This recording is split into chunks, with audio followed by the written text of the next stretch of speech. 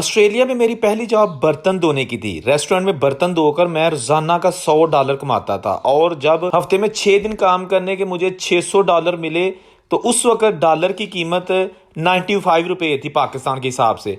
तो मेरे तकरीबन 57,000 पाकिस्तानी बन गए। मैं बहुत इसलिए खुश था कि एक तो मेरी तनख्वाह लग गई है, दूसरा मैं यहाँ पे जो है ना शेफ़ का काम सीखूंगा। और हुआ वही, फिर मैंने काम सीख लिया। बहुत जल्द मेरी बर्तन धोने से जान छूट गई और मैं शेफ़ बन गया।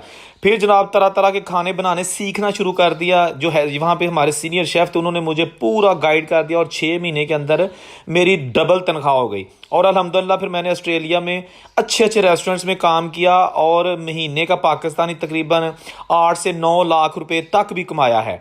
और आज मैं यूरोप में भी मौजूद हूँ, और यूरोप में भी जो है दुनिया एक्सप्लोर कर रहा हूँ। आप भी जिस कंट्री में जाते हैं मेहनत किया करें, कभी मेहनत में शर्म ना किया करें। मैं हर चीज़ खुल के बताता हूँ कि भाई हमने हर